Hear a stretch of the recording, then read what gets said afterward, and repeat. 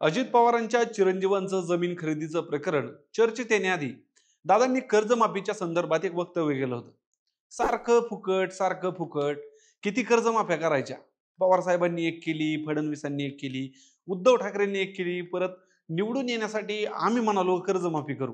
0% व्याजदराने कर्ज मिळत असताना कर्ज भरायला काय होतं, हा त्यांचा प्रश्न होता. आता भाजपचे मंत्री राधाकृष्ण विखे पाटीलही बोलण्याच्या ओघात का होईना म्हणून गेलेत, आधी कर्ज घ्यायची आणि मग कर्जमाफी मागायची. अर्थात या दोन सत्ताधारी नेत्यांवर आपण बोलूयात, पण त्याही पेक्षा महत्वाचं, खरंच हे जे दाखवलं आणि भासवलं जातंय तशी परिस्थिती आहे का? शेतकऱ्याला फुकटचं खाणारा अशी प्रतिमा रंगवताना व्यवस्था कशी त्याच्यासोबत खेळते हे पाहणं फार महत्वाचं आहे. चला तर मग शेतकरी कर्जमाफीच्या संदर्भात आलेल्या सत्ताधारी नेत्यांच्या प्रश्नांची उत्तरं देण्याचा आणि शेतकऱ्याची बाजू मांडण्याचा प्रयत्न या व्हिडिओत करूया. नमस्कार, मी दिनेश, तुम्ही पाहताय महाराष्ट्र कट्टा.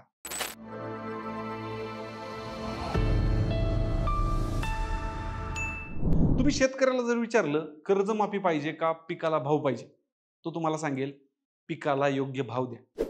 बरं, पिकाला योग्य भाव म्हणजे काय? तर जेवढा त्याच्या निर्मितीसाठी खर्च येतो, जेवढी त्याची मॅन्युफॅक्चरिंग कॉस्ट आहे, त्याच्यापेक्षा जास्त तो असावा. साधी मागणी. बरं, हे विसरू नका की सरकारने ठरवलं तर ते करूही शकतात बरं का. पण शेतीमाल खरेदी करणाऱ्याला तो भाव परवडला पाहिजे. भले मग शेतकऱ्याला नाही परवडला तरी चालेल. उदाहरण पाहिजे का? कांदा महाग झाला, बातम्या चालल्या की सरकार भाव आटोक्यात आणतं. जसा सरकारला एखाद्या पिकाचा भाव कमी करता येतो ना, तसा तो वाढवता सुद्धा येतो. मात्र महागाई वाढली तर सरकारच्या अडचणीत वाढ होईल, म्हणून ते हे शेती पिकाचे भाव आटोक्यात ठेवतं. बाकी शेतकऱ्याला कसंही मॅनेज करू असा आजवरच्या राजकारण्यांचा समज. अजून एक उदाहरण देतो. कधी साखरेचा भाव गगनाला भिडला असं ऐकलंय का? बरं, साखर बनवण्यासाठी काय करावं लागतं? ऊसाच्या शेतीला सगळ्यात जास्त खर्च हा खतांचा. हा खर्च दरवर्षी वाढत असताना ऊसाला भाव काय वाढून भेटत नाही. त्यात मधीच कारखाना कधी पैसे हाणणार, कधी काटा हाणणार, हे वेगळंच. कापसाचंच घ्या. कापूस कशासाठी लागतो? तर टेक्सटाईल इंडस्ट्रीसाठी. ती इंडस्ट्री टिकली पाहिजे म्हणून त्याला लागणारा कच्चा माल स्वस्तात मिळाला पाहिजे, ही भूमिका सरकारची. पण कापूस पिकवणाऱ्याचं काय? सगळ्याचं ते. एवढंच नाही तर सरकारने वेगवेगळ्या पिकांचे हमी भाव ठरवलेत. पण कोणतंच पीक हमी भावात खरेदी केलं जात नाही. कोणतंच पीक. असं वाटत असेल की शेतकरी उत्पन्न जास्त घेत नाही. तसंही नाही. तो त्याला जे शक्य आहे ते सगळं करतोय. भारीतली महागातली खतं वापरतोय, भरघोस उत्पन्न घेतोय, त्याच्यासाठी लागणारं भांडवल गुंतवतोय. बरं, अजितदादा म्हणाले तसं त्याला 0% व्याजदराने पीक कर्ज मिळतं. किती मिळतं हो? जास्तीत जास्त एकरी 80,000 ते 1,00,000 रुपये. ज्याला कोणाला शेतीतलं कळतं असेल ना, त्याला जाऊन विचारा वर्षाला एका एकराला गुंतवावे किती लागतात. बरं, बऱ्याचदा खर्चच निघत नाही. तर हे बिनव्याजी लाख रुपये भरणार कुठून? जगण्याचं दुसरं साधन काय आहे? शेतकरी पीक कर्ज घेऊन आईश करतोय असं कधी ऐकलंय का? किंवा त्याने बाबा त्या पैशाच्या जीवावर कोरेगाव पार्कमध्ये एखादा प्लॉट घेतलाय, असं अजून तरी ऐकायला नाही मिळालं. आज 1 तोळा सोनं बँकेत ठेवलं तर आरामशीर 80,000 रुपये प्रति तोळा कमीत कमी व्याजदराने कर्ज मिळतं. 1 तोळा सोनं 1,25,00,000चं कर्ज किती? 80,000. अहो, ज्या एका एकरावर लाखाच्या आतमध्ये तुम्ही कर्ज देताय त्याची किंमत किती आहे बघा एकदा. याचा हिशोब तर फक्त राजकारणीच लावू शकतात. मोठमोठ्या जमिनी घेतल्याच्या त्यांच्याच बातम्या सुरू आहेत सध्या. शेतकरी जमीन विकत नाही, त्याला मजबूर केलं जातं. एकतर कर्जात अडकून, नाहीतर अचानक त्याच्या जमिनीचा भाव कैक पटींनी वाढवून. एकतर पीक कर्ज देण्यात बँका अनेक अडचणी आणतात. दिलं तरी ते खूप कमी असतं आणि विशेष म्हणजे कर्जमाफी झाल्यावर फक्त पीक कर्ज म्हणून घेतलेलंच कर्ज माफ होतं. दुसरं कोणतंही नाही.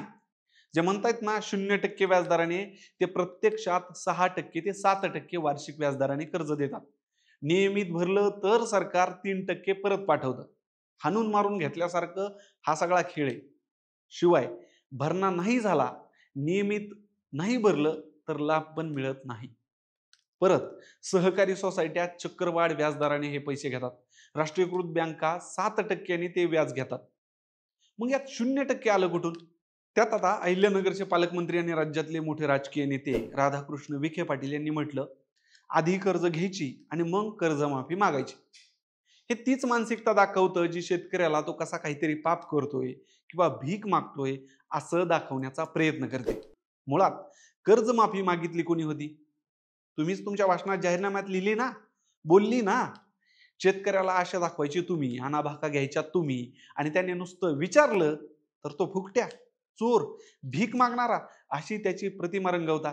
मुळात खरंच त्याला कर्जमाफीची तुटपुंजी भीक नकोय.